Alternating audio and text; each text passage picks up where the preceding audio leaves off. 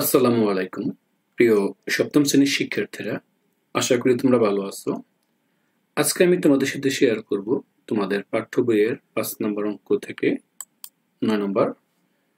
তো দেখো, এখানে বলে দেওয়া আছে যে ১৫ কেজি, ভালো করে একটু খেয়াল করো, যে ১৫ কেজি চালের দাম ৬০০ টাকা হলে এর ২৫ কেজি চালের দাম কত?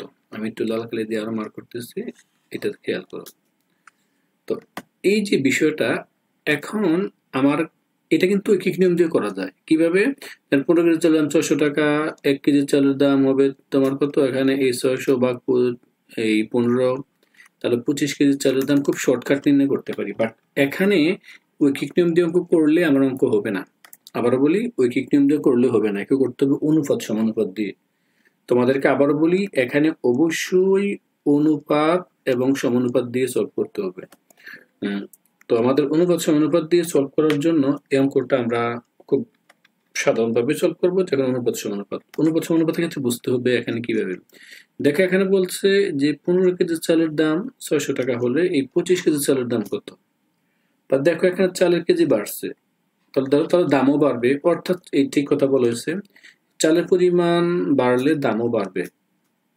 অর্থাৎ আমরা কি বলবো, চালের পরিমাণের অনুপাত ইকুয়াল টু চালের দামের অনুপাত। অর্থাৎ পরিমাণ বাড়লে দামও বাড়ে, এই বিষয়টা মাথায় রাখতে হবে।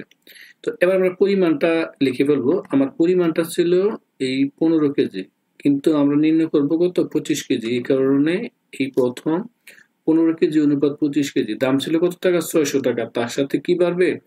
ওই ২৫ কেজির দাম বাড়বে। অর্থাৎ এই ২৫ কেজিটা দুই জায়গায় আসবে। অর্থাৎ কি অনুপাত, চালের পরিমাণের অনুপাত, অর্থাৎ পরিমাণ আনতে হবে। ১৫ কেজি ছিল পরিমাণ, এবং আমার কত? এখানে আবার ২৫ কেজি পরিমাণ। আবার দাম, এই দাম কত টাকা? ৬০০ টাকা। কত কেজি? ১৫ কেজি। তাহলে এখন কত কেজি নির্ণয় করব? এই ২৫ কেজি। অর্থাৎ এটা দিয়ে আমরা নির্ণয় করব। আশা করি বুঝতে পারছো। সমানুপাত দিয়ে আমরা অঙ্কটা সলভ করব। যদিও আমরা এই অঙ্ক করার ক্ষেত্রে আমরা ইকুয়াল দেব, বাট সমানুপাতের চিহ্ন ছিল এই ৪টা ডট। আমরা এখানে ৪টা ডট দেবো না, আমরা ইকুয়াল দেবো। ইকুয়াল দেওয়ার পর দেখো আমার কাজটা হয়ে গেছে। এখানে এই ১৫ এই বাই ২৫, অর্থাৎ ১৫ থেকে ২৫ নিচে যাবে, যেহেতু অনুপাত চিহ্ন। আবার যেহেতু অনুপাত চিহ্ন আছে, এই ৬০০ টাকা রয়ে গেল, ২৫ নিচে যাবে। শিক্ষার্থীরা, এবার দেখো মেইন কাজ হচ্ছে, দেখি ক্রস মাল্টিপ্লিকেশন করে, অর্থাৎ এইখানে এটা আমাদের কি একটু দেখাই, x by y equal to মনে করো এই জেড বাই মনে করো পি। এরকম হলে আমরা কিন্তু এইভাবে গুণ করতে পারি। অর্থাৎ দেখো, এই কিভাবে গুণ হয়? এক্স ইন্টু পি হয়, অর্থাৎ এইভাবে গুণ হয়, ক্রস মাল্টিপ্লিকেশন যেটাকে বলা হয়, এটাকে ওয়াই ইন্টু জেড এভাবে লিখতে পারি। তারপর আমার যেটা পি নির্ণয় করতে হলে পি রয়ে যাবে, এখানে ওয়াই গুণন জেড বাই কত? এক্স। এইভাবে আমরা মানটা লিখতে পারি। অর্থাৎ এখান থেকে আমরা ঐকিক নিয়ম, অর্থাৎ ক্রস মাল্টিপ্লিকেশনের গুণ থেকে আমরা এইভাবে ২৫ কেজি চালের দাম নির্ণয় করব। আবারও বলি, ঐকিক নিয়মে হবে না। তারপর দেখো, এটা নিয়ম অনুযায়ী ২৫ কেজি ওই পাশে গেল, যেটা নির্ণয় করতে হবে এটা ওই পাশে গেল, আর এই যে ১৫ নিচে চলে আসলো, কারণ ক্রস মাল্টিপ্লিকেশন নিয়ম এটা। তো তোমাদের সুবিধার্থে কেউ যদি না বোঝো, আমি তোমাদেরকে আরেকবার এখানে দেখাচ্ছি। তাহলে কি হবে? দেখো, এখানে এই উল্টা হয়ে যাবে। কেমন? এই ২৫ কেজি চাল ইকুয়াল টু এখানে বাই ২৫ ইজ ইকুয়াল টু কত? ৬০০ বাই এখানে ১৫। অর্থাৎ এটাকে ইন্টারচেঞ্জ হয়েছে, এই ১৫ আসবে ২৫-এর জায়গায় ২৫। এতটুকু আশা করি বুঝছো। তো এবার আমাদের কাজ থাকবে এই অংশটাকে আমরা এক্স্যাক্টলি ভাবে ফিগারটা দিয়ে দেওয়া। তাহলে এক্স্যাক্টলি মান হয়, তাহলে কত হবে বলতো? এখানে এই ২৫ চলে গেল এই পাশে, আর ১৫ নিচে নেমে চলে আসলো, আর এই ২৫ দুইটাই পাশে গুণ আকারে হয়ে গেল। অর্থাৎ এই দুইটাকে গুণ হয়ে এখানে গেল। তো শিক্ষার্থীরা, আশা করি এটা বুঝতে পারছো। এবার আমাদের কাজ থাকবে তার পরবর্তী হিসাবটা। পরবর্তী হিসাবটা অনেক সহজ, তোমরা খুব সহজেই আশা করি বুঝবে। কেউ না বুঝলে অবশ্যই কমেন্টস করবে, আমরা চেষ্টা করব তোমাদেরকে ক্লিয়ারলি দেখাতে। তাহলে দেখো, এই যে মানটা দিয়ে দেওয়া আছে, আমি এখান থেকে আমরা জাস্ট কাটাকাটি করব। কাটাকাটি করলে মানটা কত হচ্ছে? এখানে এই 25 দিয়ে আমরা কাটলাম, এটা 3, এটা হয় 5 3, তাহলে আলটিমেট মানটা কত হচ্ছে এখানে দেখো, এই 5 ইন্টু 200, আর এখানে হচ্ছে কত 3। তো এখানে ছিল 600, আবার 3 দিয়ে কাটলে হচ্ছে 200। তাহলে আমাদের মানটা ফাইনালি মান কত আসবে বলো তো?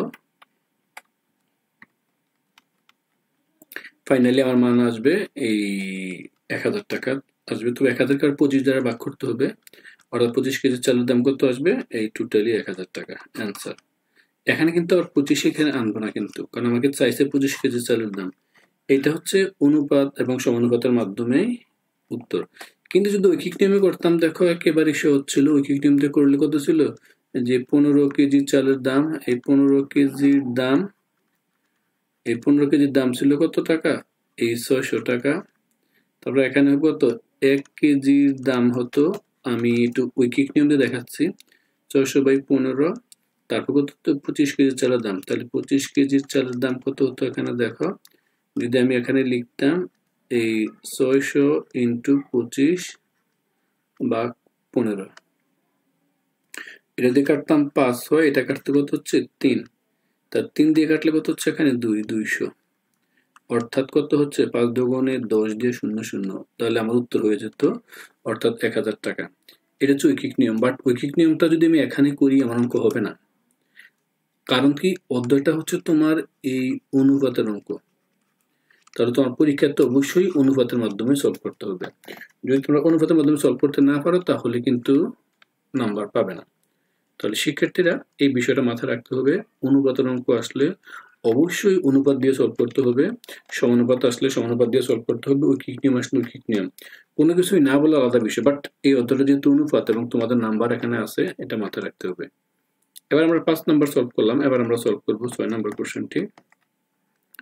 দেখো এটা কিন্তু ঐকিক নিয়ম দিয়ে করা যাচ্ছে, যে একটি গার্মেন্টস ফ্যাক্টরিতে দৈনিক এতটি টি শার্ট তৈরি হয়, ওই ফ্যাক্টরিতে একই হারে এক সপ্তাহে কতটি, 7 দিয়ে গুণ দিলেই মূলত হয়ে যায়।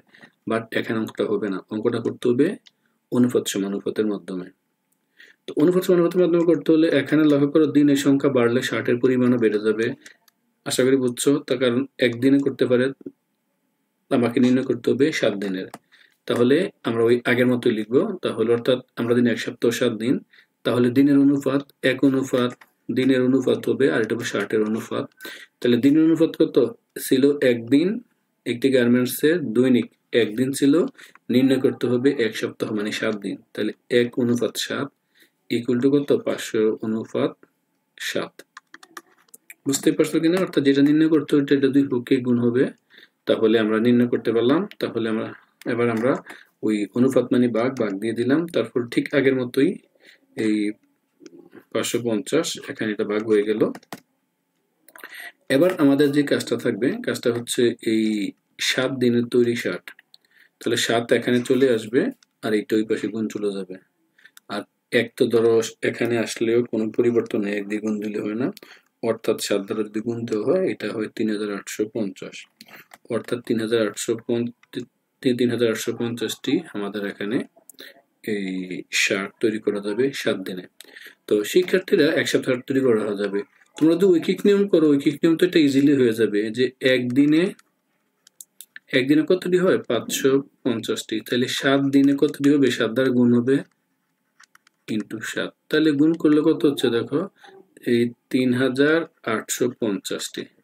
এইভাবে করলে কিন্তু হবে না, আবার বলি এইভাবে করলে হবে না, কারণ তোমরা বুঝতেই পারছো অনুপাত সমানুপাতের অধ্যায়টাকে অবশ্যই অনুপাত সমানুপাত দিয়েই সলভ করতে হবে। এবার আমরা সলভ করব তারপরে কোশ্চেনটি, আশা করি বুঝছো। যে কবির সাহেবের 3 পুত্র বয়স 5 বছর, 7 বছর, 9 বছর, তিনি 4200 টাকা 3 পুত্রকে তাদের বয়স অনুপাতে দিলেন, অর্থাৎ বয়স যত ওই অনুপাতে দিলেন, কে কত টাকা পাবে? সিম্পল একটা কোশ্চেন। তাহলে আমার এখানে মোট পরিমাণ এবং মোট অনুপাতটা জানতে হবে, জানলে আমাদের কাজ এখানে প্রায় কমপ্লিট।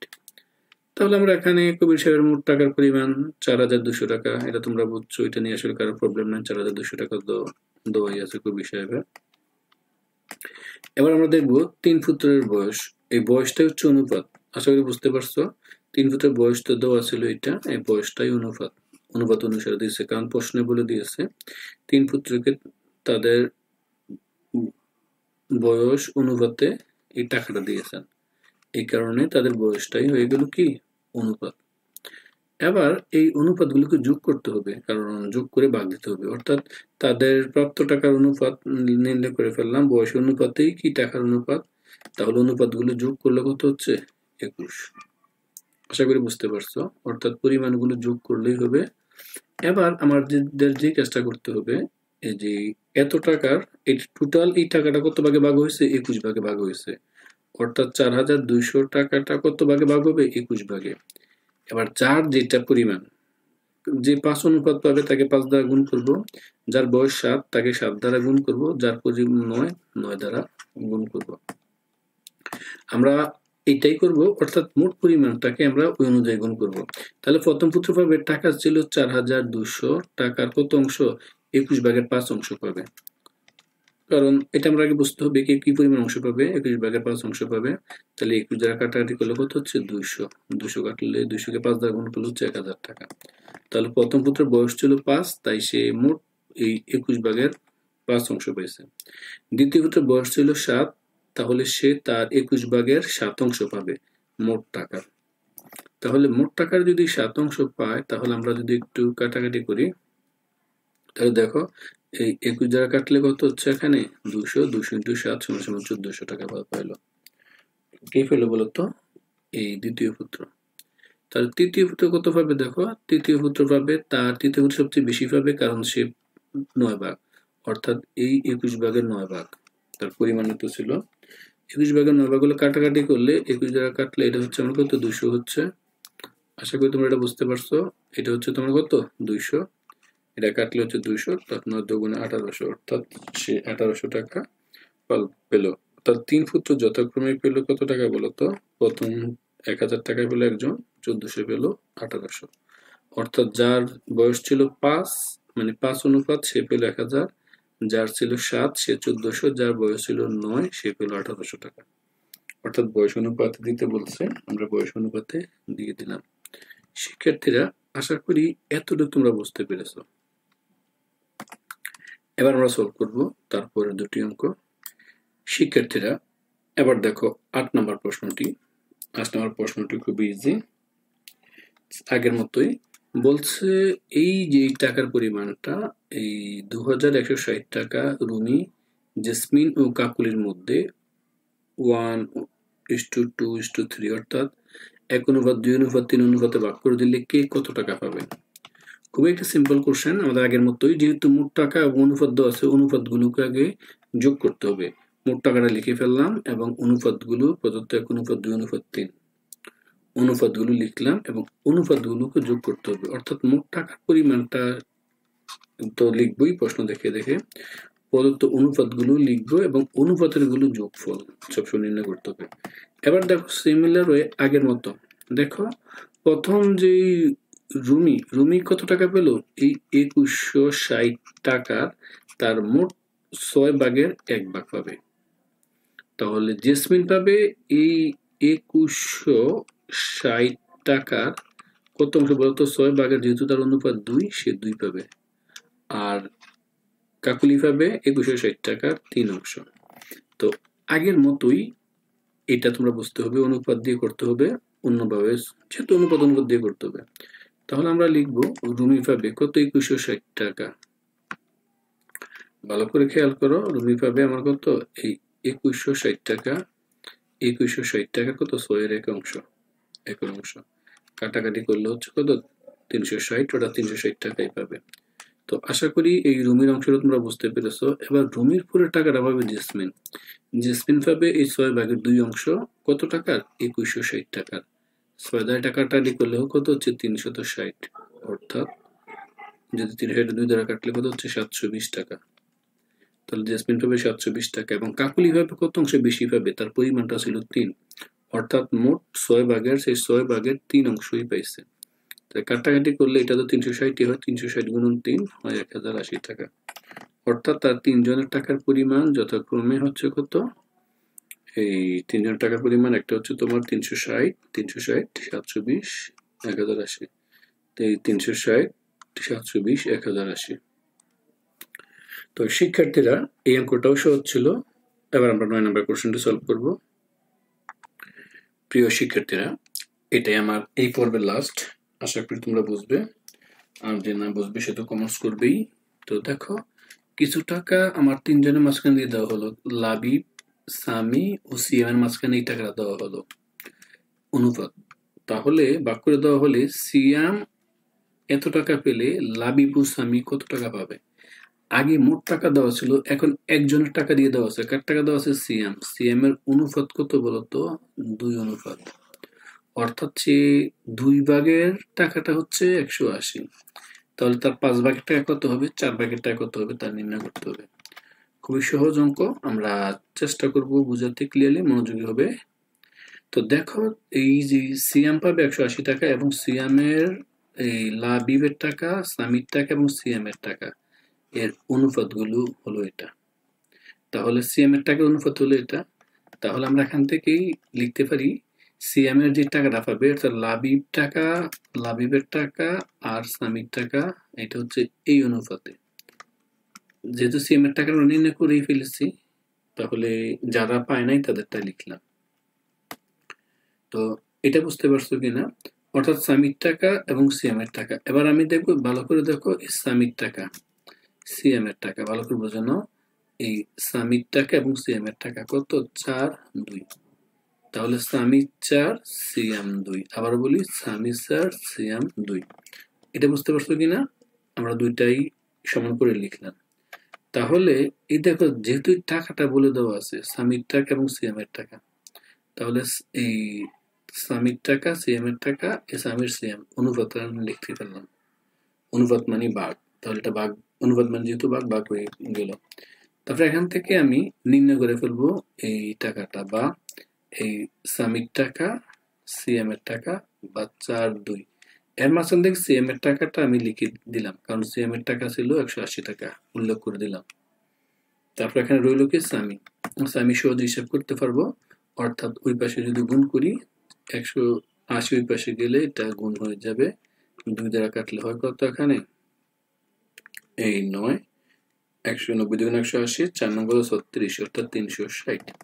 আমরা 360 সহজে আমরা লিখতে পারি, অথবা আমরা 4 দিয়ে যদি 4 কাটাকাটি গেলে 180 2 × 360, 360 লিখতে পারি। এটা সাথে কাটতে পারি 2 দিলে এক কথাই, অথবা এটা দিয়ে কাটলে 9, 4 9 36, 90 দিয়ে দিলে একই কথা, 4 9 36। অর্থাৎ একজনের টাকা পেলাম। আমার টাকা কার টাকা নির্ণয় করতে বলা হয়েছিল? দেখো, আমার টাকা নির্ণয় করতে সামির টাকা। আর রইল বাকি কি? লাবিব। তাহলে লাবিবের টাকা তো আর সামির টাকা একই, ওই একই সিস্টেমে বের করতে পারবো। তো এই আমি তার আগে নির্ণয় করেছি, সুতরাং আমরা এই লাবিবের টাকা আর সামির টাকার অনুপাত কত? 5, 4। আশা করি বুঝতে পারছো। তারপরে সামির টাকা তো আমরা একটু আগে নির্ণয় করেছি 360 টাকা, এই 360 টাকা। তাহলে লাবিবের টাকা তো বুঝতেই পারছো, লাবিবের টাকা এইটা অনুপাত। তারপর আমরা কাজ করবো আমাদের মতোই, খুব সহজভাবে এই লাবিবের টাকা নির্ণয় করবো। এটি পাশে গুণ হয়ে যাবে, 4 দ্বারা কাটলে 4 9 36, অর্থাৎ 90। এই 90 কিন্তু 5 9 45, 450, 450। তাহলে উত্তর লাবিবের টাকা হবে এটা। এই দুইটাই উত্তর আমরা এখানে লিখে ফেলবো। একটা উত্তর সামির টাকা 373 এবং লাবিবের টাকা এত টাকা। তো শিক্ষার্থীরা, আশা করি আজকের অংশটা তোমরা এখানে বুঝতে পেরেছো। যদি কারো প্রবলেম মনে হয় সেক্ষেত্রে কমেন্টস করবে। সবাইকে অসংখ্য ধন্যবাদ। আল্লাহ হাফেজ।